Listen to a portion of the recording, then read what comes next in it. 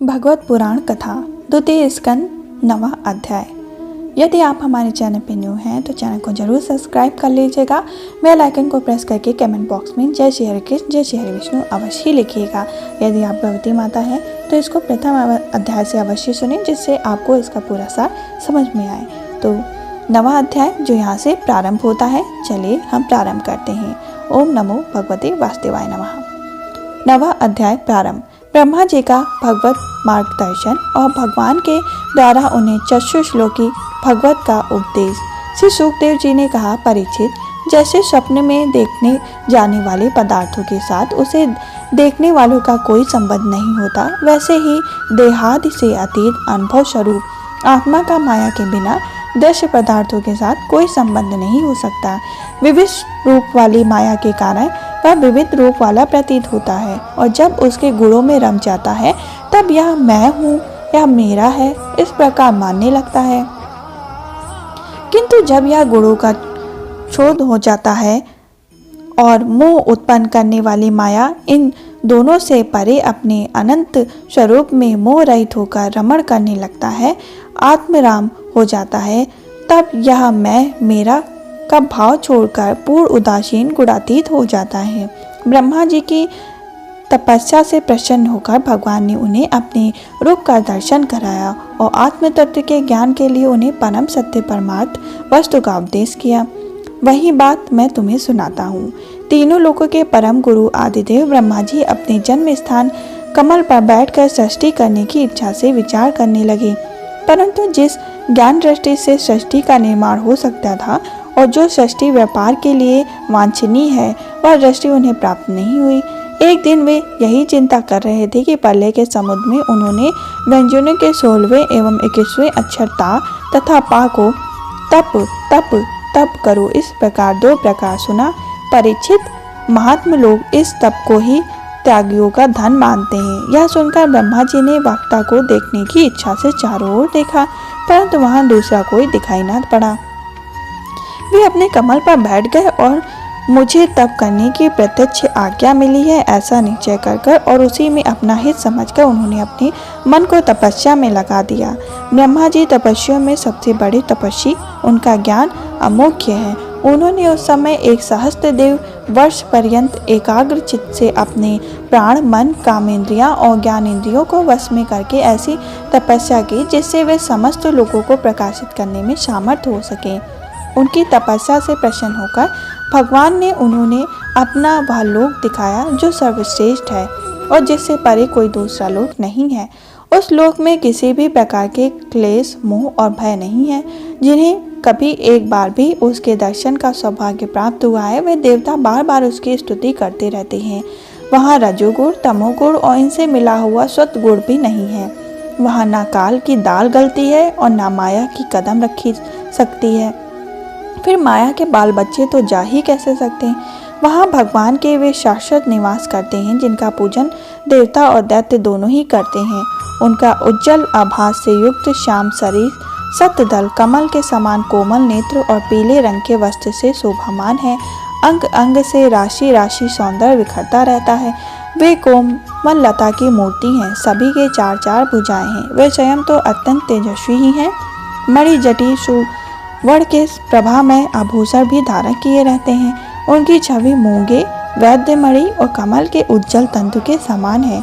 उनके कानों में कुंडल, मस्तक पर मुकुट और कंठ में मालाएं शोभामान है। जिस प्रकार आकाश बिजली सहित बादलों से शोभामान होता है, वैसे ही वह लोक मनोहर कामनियों की कांति से युक्त महात्माओं के दिव्य तेजोमय विमानों से स्थान स्थान पर शोभा या सुशोभित होता रहता है। उस वैकुंठ लोक में लक्ष्मी जी सुंदर रूप धारण करके अपनी विविध विभूतियों को धारण भगवान के चरण कमलों के अनेक प्रकार से सेवा करती रहती हैं। कभी कभी जब वे झूले पर बैठकर अपने प्रीतम भगवान की लीलाओं का गान करने लगती, तब उनके सौंदर्य और सुरभि से उन्मत्त होकर भौरे स्वयं उन लक्ष्मी का गुणगान करने लगते हैं। ब्रह्मा जी ने देखा कि उस दिव्य लोक में समस्त भक्तों के रक्षक लक्ष्मीपति, यज्ञपति एवं विश्वपति भगवान विराजमान है। सुनंदन, नंदन, प्रबल और अहर्ण आदि मुख्य शासक गण उनकी प्रभु की सेवा कर रहे हैं। उनका मुख कमल प्रसाद, मधुर और मुस्काने से युक्त आंखों में लाल लाल डोरियां हैं, बड़ी मोहक और मधुर चित्तवन है। ऐसा जान पड़ता है कि अभी अभी अपनी प्रेमी भक्तों को अपना सर्वस्व दे देंगे। सिर पर मुकुट, कानों में कुंडल और कंधे पर पीतांबर जगमगा रहा है। वक्ष स्थल पर एक सुनहरी रेखा के रूप में श्री लक्ष्मी जी विराजमान है और सुंदर 4 भुजाएं हैं। वे एक सर्वोत्तम और बहुमूल आसन पर विराजमान हैं। पुरुष प्रकृति, महत्व, अंगकार, मन, 10 इंद्रिया, शब्द आदि 5 तंत्र मात्राएं और पंचभूत ये 25 शक्तियां मूर्तिमान होकर उनके चारों ओर खड़ी हैं। समग्र ऐश्वर्य, धर्म, कीर्ति, श्री ज्ञान, वैराग्य, इन 6 नित्य सिद्ध स्वरूप भूत शक्तियों से वे सर्वदा युक्त रहते हैं। उनके अतिरिक्त और कहीं भी ये नित्य रूप निवास नहीं करते। वे सर्वत्र प्रभु अपने नित्य आनंदमय स्वरूप में ही निरंतर निमग्न रहते। उनका दर्शन करते ही ब्रह्मा जी हृदय आनंद के उद्र से लबालब भर गए।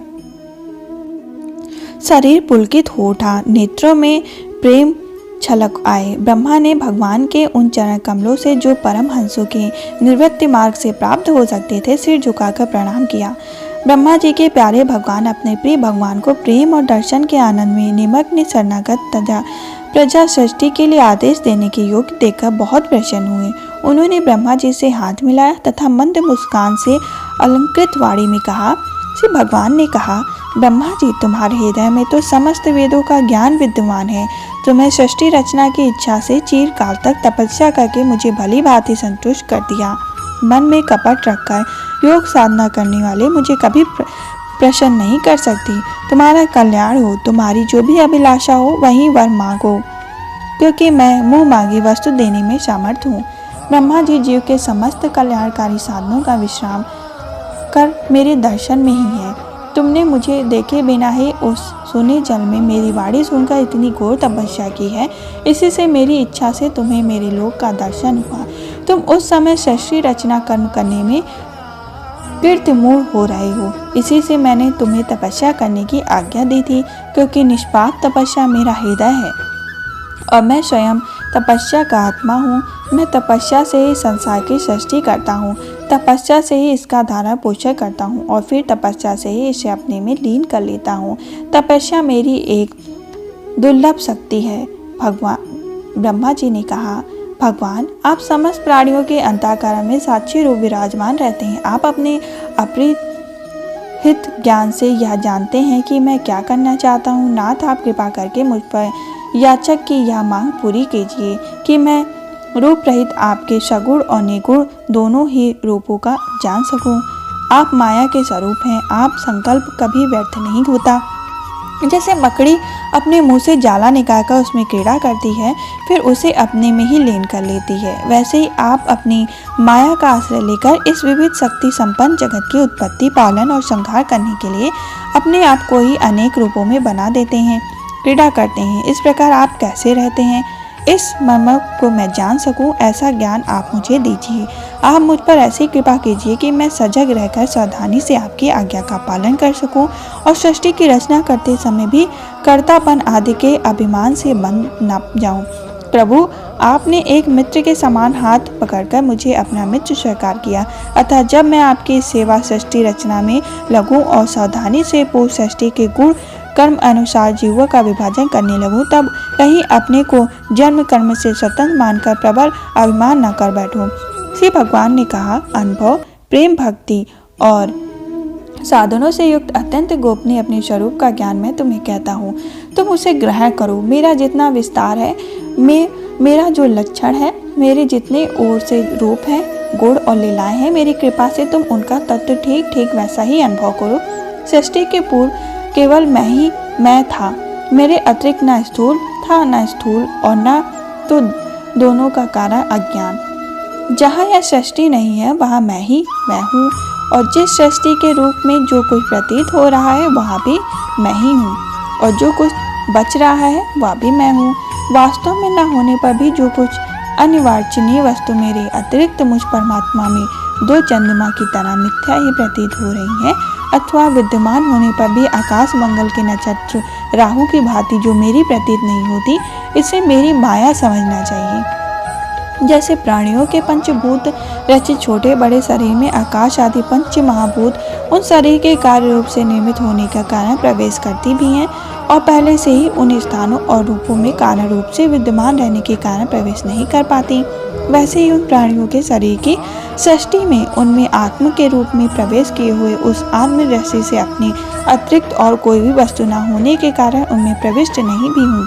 यह ब्रह्म नहीं है, यह ब्रह्म नहीं है। इस प्रकार निषेध की पद्धति से और यह ब्रह्म है, यह ब्रह्म है, इस अन्वय की पद्धति से यदि सिद्ध होता है कि सर्वतीत एवं सर्वस्वरूप भगवान ही सर्वदा और सर्वत्र स्थित हैं, वही वास्तविक तत्व हैं। जो आत्मा अथवा परमात्मा तत्व जानता है उन्हें केवल इतना ही जानने की आवश्यकता है, ब्रह्मा जी तुम अविचल समाधि के द्वारा मेरे इस सिद्धांत में पूर्ण निष्ठा कर लो, इससे तुम्हें कल्प कल्प में विविध प्रकार की सृष्टि रचना करते रहने पर भी कभी भी मोह नहीं होगा। श्री शोकदेव जी ने कहा, लोक पितामह ब्रह्मा जी को इस प्रकार उपदेश देकर अजन्म भगवान ने उनके देखते ही देखते अपने उस स्वरूप को छिपा लिया। जब सर्वभूत स्वरूप ब्रह्मा जी ने देखा कि भगवान ने अपने इंद्रिय गोचर स्वरूप को हमारे नेत्रों के सामने से हटा लिया है, तब उन्होंने अंजलि बांधकर उन्हें प्रणाम किया और पहले कल्प में जैसे सृष्टि थी उसी रूप में इस विश्व की रचना की। एक बार धर्मपति प्रजापति ब्रह्मा जी ने सारी जनता का कल्याण हो अपनी इस स्वार्थ की पूर्ति के लिए विधि पूर्वक यम नियमों का धारण किया। उस समय उनके पुत्रों में सबसे अधिक प्रिय परम भक्त देव ऋषि नारद जी मायापति भगवान की माया का तत्व जानने की इच्छा से बड़े ही संयम विनय और सौम्यता से अनुगत होकर उनकी सेवा की और उन्होंने सेवा से ब्रह्मा जी को बहुत ही संतुष्ट कर लिया। परीक्षित, जब देव ऋषि नारद ने देखा कि मेरे लोक पितामह पिताजी मुझ पर प्रसन्न है, तब उन्होंने उन्हीं से यही प्रश्न किया जो तुम मुझसे कर रहे हो। उनके प्रश्न से ब्रह्मा जी और भी प्रसन्न हुए और उन्होंने यह 10 लक्षण वाला भगवत पुराण अपने पुत्र नारद को सुनाया, जिसका स्वयं भगवान ने उन्हें उपदेश किया था। परीक्षित, जिस समय मेरे परम तेजस्वी पिता सरस्वती के तट पर बैठकर परमात्मा के ध्यान में मग्न थे, उस समय देव ऋषि नारद जी वहीं भगवत उन्हें सुनाया। तुमने मुझसे जो यह प्रश्न किया कि विराट पुरुष से इस जगत की उत्पत्ति कैसे हुई तथा दूसरे भी जो बहुत से प्रश्न किए, उन सब का उत्तर मैं उसी भगवत पुराण के रूप में देता हूँ। इस प्रकार हमारा नवा अध्याय संपन्न हुआ। यदि आप हमारे चैनल पर न्यू हैं तो इसको जरूर सब्सक्राइब कर लीजिएगा। हम फिर मिलेंगे 10वें अध्याय के साथ। यदि आप गर्भवती माता हैं और इसको प्रतिदिन सुन रही हैं तो इसका पूरा सार सुनिए, जिससे भगवान की कृपा से आपको श्रेष्ठ बालक की प्राप्ति हो और आप जैसी मनोकामना के संग करके इस भगवत पुराण को सुनती हैं वैसा ही बालक आपको प्राप्त हो। हम फिर मिलेंगे 10वें अध्याय के साथ। तब तक के लिए जय श्री हरि विष्णु, जय श्री हरि कृष्ण।